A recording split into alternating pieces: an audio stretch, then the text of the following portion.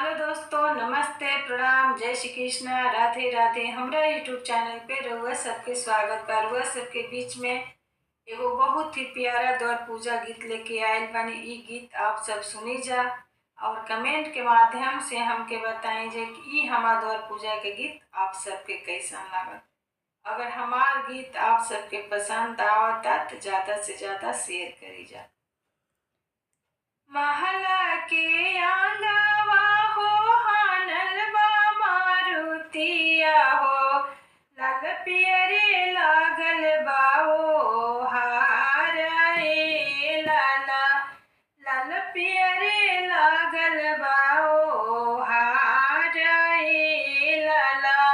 महला के आंगवा हो हानल बा मारुतिया हो, लाल पियरे लागल बा ओ हार ए लाला, लाल पियरे लागल बा ओ हार ए लाला।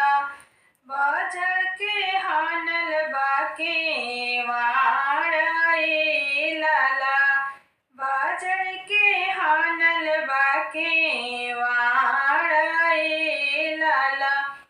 करवा के गेटवा धके खाड़ा कावाना भैया, आज बहिनी भइली पराया ए लाला, आज बहिनी भइली पराया ए लाला। करवा के गेटवा धके खाड़ा बन कावाना भैया, आज बहिनी भइली पराया ए लाला, आज बहिनी भइली पराया ए लाला। घोड़वा चढ़ल अइले दुल्हा कावाना दुल्हा, छोड़ सरवा करवा के गेट ए लाला, छोड़ सरवा करवा के गेट ए लाला।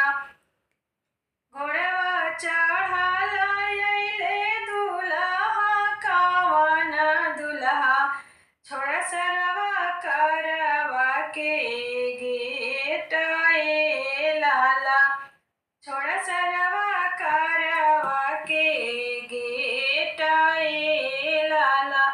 कैसे में छोड़ी जजी करवा के गेटवा हो, आज बहिनी भइली पराया ए लाला, आज बहिनी भइली पराया ए लाला।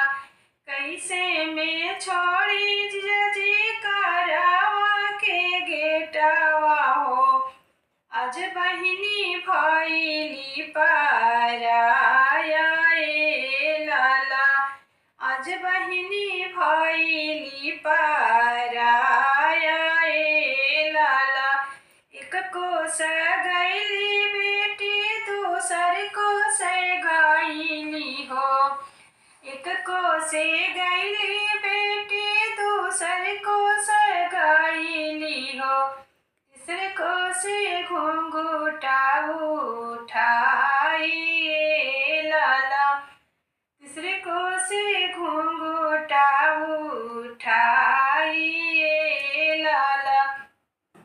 घुंघुटा उठाई बेटी चारू ओरिया देखेली, केहू नाही हमरे इहाँ बाड़े ए लाला, हमर केहू नाही हवा लौके ए लाला।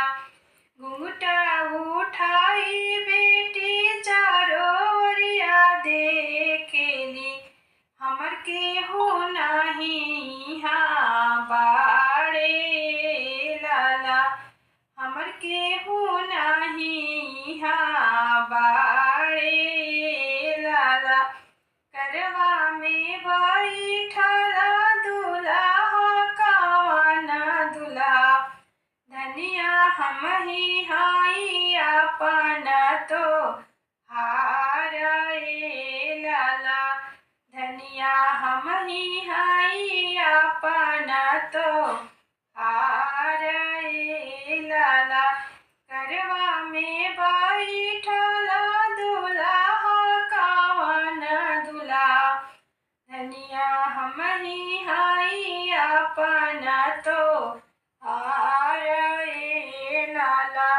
महल के आंगवा हो हनल बा मारुतिया हो। महल के आंगवा हो हनल बा मारुतिया हो। लाल पियरे लागल बाओ हार ए लाला। लाल पियरे लागल बाओ हार